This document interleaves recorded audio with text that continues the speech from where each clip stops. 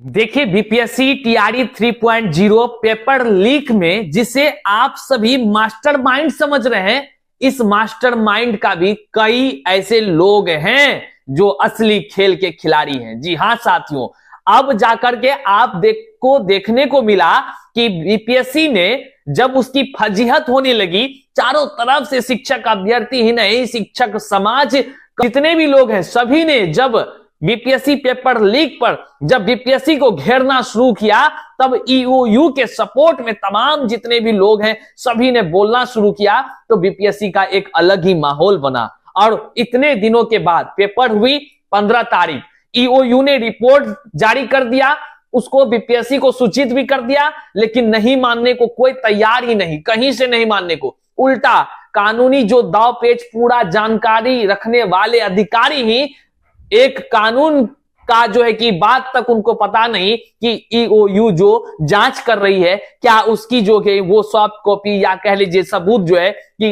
BPSC को देगी कि नहीं। क्या कानून की जानकारी इन दोनों में से उनको नहीं था? क्या दोनों को था, क्योंकि दोनों जो है सरकार के एक उच्च पद पर बैठे हुए लोग होते हैं, जो बड़े बड़े लोग होते हैं, ये कोई छोटे नहीं। तब जाकर के बीपीएससी की तरफ से हवाला दिया गया कि हम तो मांगे सबूत नहीं मिला, ठोस सबूत नहीं मिला, बचने का पूरा कोशिश किया गया।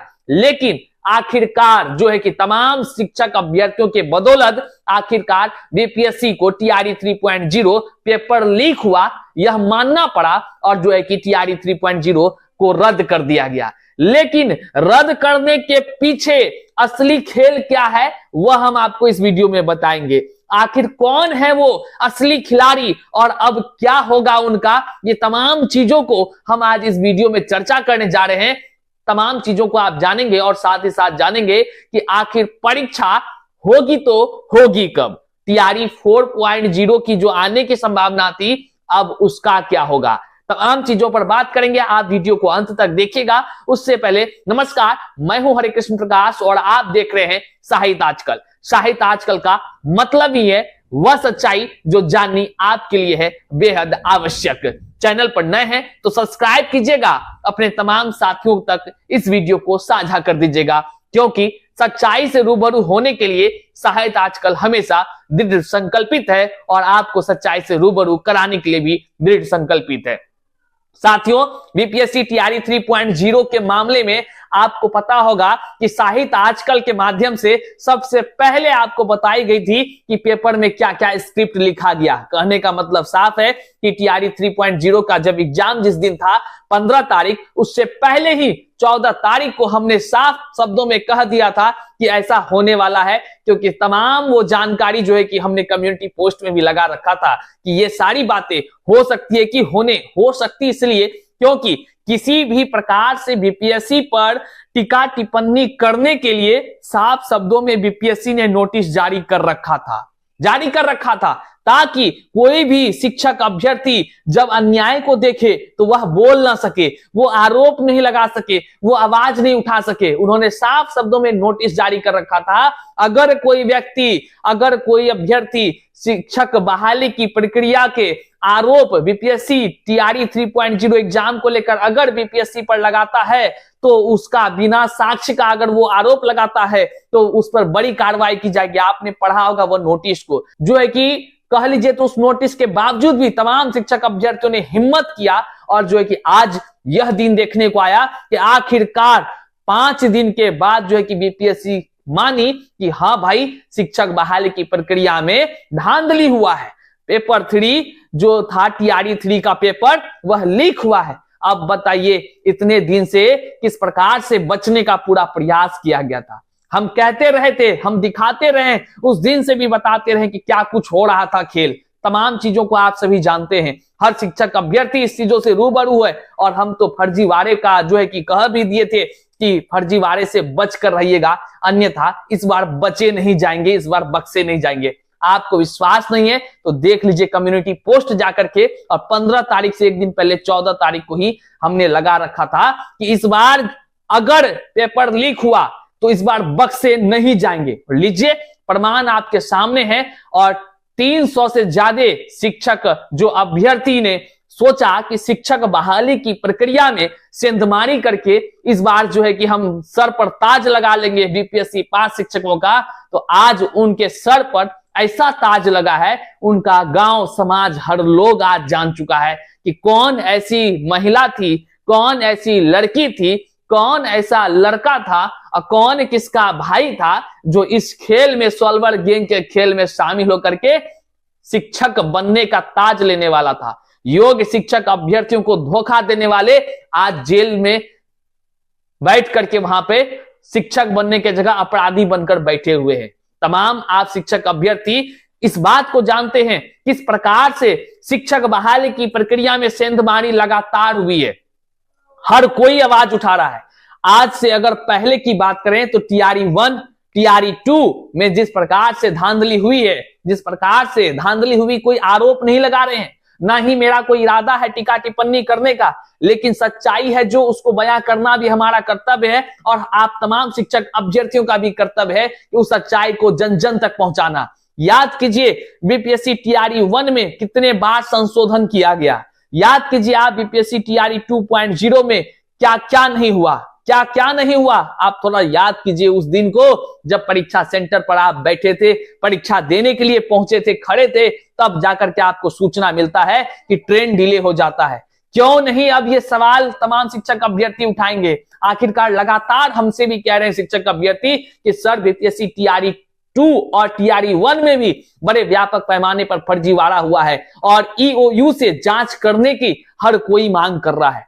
क्या उसकी मांग जायज है? आप कमेंट बॉक्स में जरूर लिखें। क्या टीआरई 1 और टीआरई 2 की जांच होनी चाहिए? आप जरूर कमेंट बॉक्स में अपना विचार लिखें, क्योंकि जिस प्रकार से विशाल चौरसिया नाम के मास्टरमाइंड का खुलासा जो तमाम शिक्षक अभ्यर्थियों के बीच हो रही है, तमाम जनता के बीच हो रही है कि विशाल चौरसिया और उसके कुछ गैंग जो मिल करके इस शिक्षक बहाली में सेंधमारी किया है, तो वह विशाल चौरसिया केवल आज नहीं सेंधमारी किया है, उसका हिस्ट्री जब आप उल्टा कर देखेंगे, हम अपने मन से नहीं कर रहे हैं, ये तमाम बातें अखबार में कही गई है, वह जो है कि पहले भी कई तरह के मामले को करता आया है। अब सवाल उठता है, यही है वो बीपीएससी, यही है वो सभी अधिकारी जो कि टीआरई के एग्जाम को कराने का जिम्मा लिया, यही है वो तमाम अधिकारी जिन्होंने संशोधन भी किया और ये सभी अधिकारियों ने ही टीआरई 1 और टीआरई 2 कराया और टीआरई 3 में बात आकर यहां खुला है।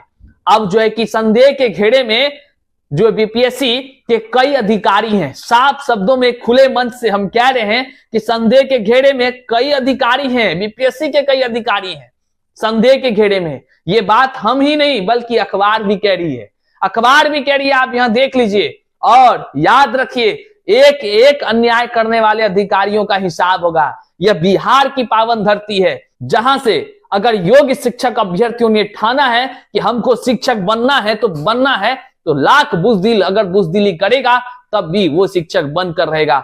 भले धोखेबाज करने वाले अभी लोग जो है कि कुछ लोग अन्याय करके निकल जा रहे हैं, लेकिन अब वह दिन दूर नहीं जब वो तमाम लोग धोखेबाज लोग, वो तमाम सोल्वर गैंग के सदस्य और सबसे बड़ा वो असली मास्टरमाइंड विशाल चौरसिया तो एक मोहरा है गुरु, एक मोहरा है, असली खिलाड़ी इसके पीछे बैठा हुआ है जो सफेद कपड़ा पहनने वाला है। ये सारा आप समझ रहे हैं, लगातार जो है कि ऐसे ऐसे हाथ फिराने वाला आदमी है, समझ ही रहे हैं, वो असली खिलाड़ी हैं और इसके मास्टरमाइंड बहुत सारे लोग हैं। आपको बता दें, कई अगले वीडियो में खुलासा करने जा रहे हैं ऐसे लोगों का खुलासा जो कि विशाल चौरसिया और इसके गैंग अर्थात 300 से ज्यादा लोग जो पकड़ाए हैं, इस गैंग के पीछे का असली मास्टरमाइंड है। आखिर कैसे कैसे विशाल चौरसिया हर बार पेपर लीक करता है और बार बार निकलकर सरकारी नौकरी करता है, सरकारी तनख्वाह उठाता है, फिर जेल जाता है, कभी दिल्ली के जेल, कभी उड़ीसा के जेल, हर जेल घूमता है, बड़ा मजा आता है इसको और वहां बैठे बैठे सेटिंग गेटिंग से सारा पेपर लीक हो जाता है। बिहार पुलिस हो गया, शिक्षक बहाली की हो गई, इससे पहले भी हो गया, उससे पहले भी हो गया। निगरानी विभाग अपना काम करती है, आर्थिक अपराध इकाई तो इस बार जन्म कुंडली ऐसा खंगाली है ना, आपको बता दें कई ऐसे दिग्गज हैं, कई ऐसे पदाधिकारी हैं और कई ऐसे मंत्री हैं जिसका पोल खुलने वाला है, इतना बड़ा पोल आप तमाम शिक्षक अभ्यर्थी हैरान हो जाएंगे जान करके कि हे भगवान, ऐसे भी लोग, ऐसे भी शामिल है। याद है ना वो लोग जो लगातार ट्विटर का खेल खेलते थे, वो सब लोग कहीं अब कहां है, खोजिए जरा सा उनको टैग कीजिए कि बोलता काहे ने भाई तुम, अब चलो बोलो जल्दी, धांधली कौन किया है, सीना जो ठोकता था, उस सब को खोजिए, उस सब का नाम का लिस्ट बनाइए जिसने आपको परेशान किया है। शिक्षक बहाली की प्रक्रिया में जो है कि शिक्षक बहाली को प्रयोगशाला बना दिया था, उन तमाम लोगों का लिस्ट तैयार हो और सभी ईओयू की टीम जो है कि उसकी जांच करे, उनके अकाउंट का जांच करे, उनके कार्यशैली का जांच करे। और साथ ही साथ हम आपको बता दें, ईओयू की टीम जो है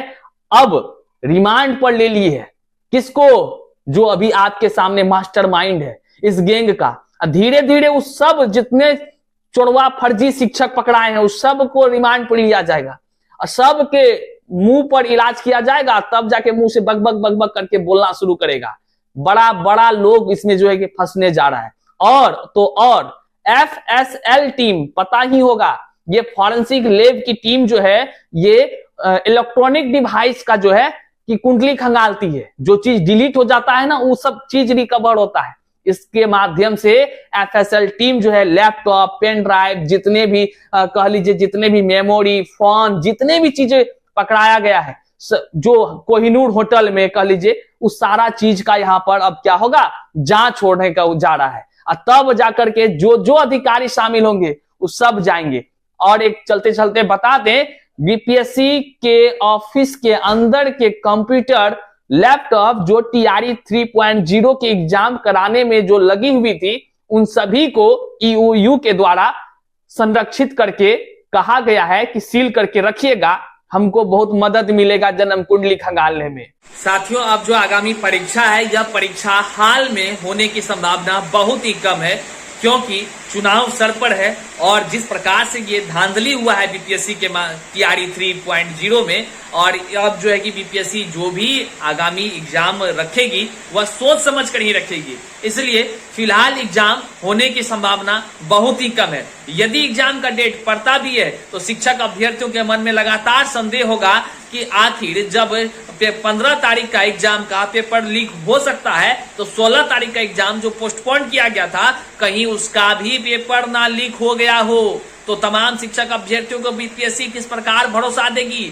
जब तक ईओयू का रिपोर्ट ना आ जाए तब तक जो है कि एग्जाम होने की संभावना बहुत कम है। तमाम चीजों को आने वाले दिन हम आपको बताते रहेंगे।